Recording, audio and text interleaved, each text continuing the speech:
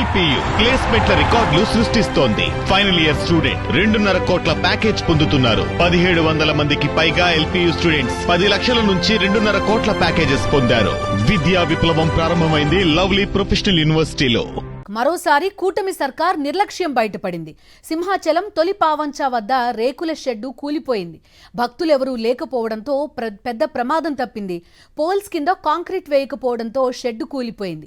9న జరగబోయే గిరి ప్రదక్షిణలో ఇప్పుడే డొల్లతనం బయటపడింది. గత చందనోత్సవం ఘటనలో 7గురు మృతి చెందారు.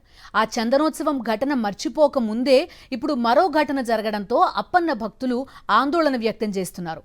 గిరి ప్రదక్షిణ ఏర్పాట్లపై అనేక అనుమానాలు వ్యక్తమవుతున్నాయి. పూర్తి డీటెయిల్స్ అందిస్తారు మా కరెస్పాండెంట్ నరేష్. నరేష్, చెప్పండి, ఏకంగా షెడ్డే కూలిపోయింది. అదృష్టం అక్కడ భక్తులు ఎవరూ లేకపోవడం, లేకపోతే గతంలో చందనోత్సవం టైంలో జరిగిన ఘటనే మరోసారి జరిగే ప్రమాదం ఉండేది. ఏం జరిగింది? అప్పటి కాంట్రాక్టరే ఇంకా పనిచేస్తున్నారా? పర్యవేక్షణ లేదా? వివరాలేంటి?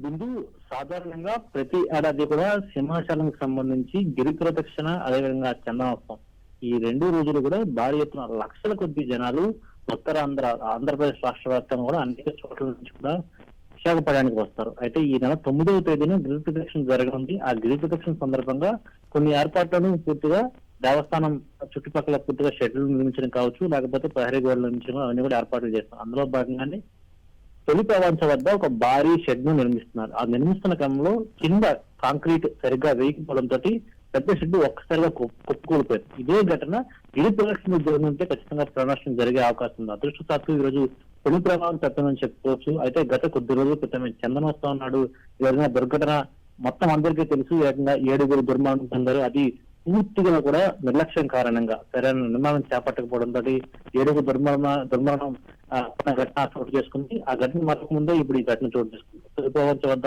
ఇంత పెద్ద భారీ షెడ్ నిర్మిస్తున్న క్రమంలో కూడా కింద కాంక్రీట్ సరిగా వేయకపోవడంతో ఈ షెడ్ ఒక్కసారిగా కుప్పకూలిపోయింది. ఆ సమయంలో అక్కడ ఎవరు భక్తులు లేకపోవడంతో ఒక పెను ప్రమాదం తప్పింది. ఏదేమైనా సరే ఇలాంటి ఘటనలు ఒక్కసారిగా పునరావృతం జరగడం తరుగు ఒకవైపు అప్పన్న భక్తులు ఆందోళన చెందుతున్నారు. ఈ నెల 9వ తేదీన భారీతంగా లక్షల మంది గిరి ప్రదక్షిణ కార్యక్రమం పాల్గొంటారు. ఆ అప్పన్న గిరి ప్రదక్షిణ అయిపోయిన తర్వాత ఆయన దర్శించడానికి ప్రయత్నించారు. ఇలాంటి ప్రమాదాలు చోటు చేసుకున్న భక్తులందరూ కూడా ఆందోళన చేస్తున్న పరిస్థితి నెలకొంది. Okay Naresh, thank you.